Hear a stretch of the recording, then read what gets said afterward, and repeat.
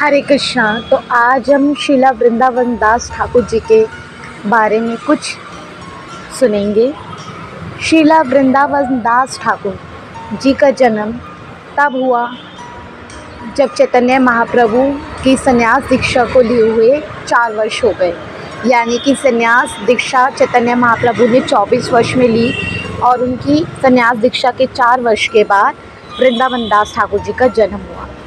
वृंदावन दास ठाकुर जी भगवान श्री कृष्ण का साहित्यिक अवतार है। इनकी माता का नाम नारायणी देवी है। इनकी माता के बारे में ये स्वयं बता रहे हैं वृंदावन दास ठाकुर कि मेरी माता पे चैतन्य महाप्रभु की कृपा तब हुई जब वो केवल सिर्फ 4 वर्ष की थी। वृंदावन दास ठाकुर जी की मैया यानी कि नारायणी देवी से चैतन्य महाप्रभु की मुलाकात 4 वर्ष में हुई थी, जब उनकी माँ सिर्फ 4 वर्ष की थी। क्योंकि जो नारायणी देवी है वो श्रीवास पंडित जी की भतीजी हैं।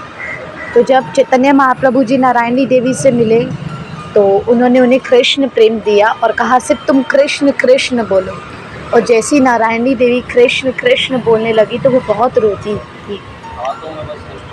नारायणी देवी जी चैतन्य महाप्रभु का प्रसाद ग्रहण करती थी, जिससे चैतन्य महाप्रभु बहुत खुश हुए और उन्हें आशीर्वाद के रूप में स्वयं अपने साहित्यिक अवतार के रूप में उन्हीं के गर्भ से उत्पन्न होना चाहते थे और उन्हीं के गर्भ में आ भी गए।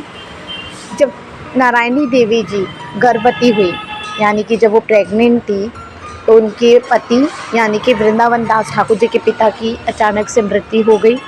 तो उनका जो जीवन है बहुत ही गरीबी में बीता। तो नारायणी देवी जी जब वो गर्भवती थी तो वो मंगाची में वासुदेव दत्त ठाकुर जी के घर में रहने लगी और वहीं पे सेवा किया करती थी। वृंदावन दास ठाकुर जी श्रीवास पंडित जी के घर खेलने जाया करते थे, जो कि श्री मालिनी देवी जी जो कि श्रीवास पंडित जी की वाइफ हैं उनके साथ खेला करती थी। मालिनी देवी जी वृंदावन दास ठाकुर का वैसे ही ध्यान रखती थी जैसे कोई अपने सोने चांदी आभूषणों का रखता है, बहुत प्रेम से। नित्यानंद प्रभु जी के वृंदावन दास ठाकुर जी अंतिम शिष्य हैं। वृंदावन दास ठाकुर जी ने ही चैतन्य भागवतम लिखा, जिसे पहले चैतन्य मंगल कहा जाता था। हरे कृष्णा। जय राधा माधव, जय राधा कुंड।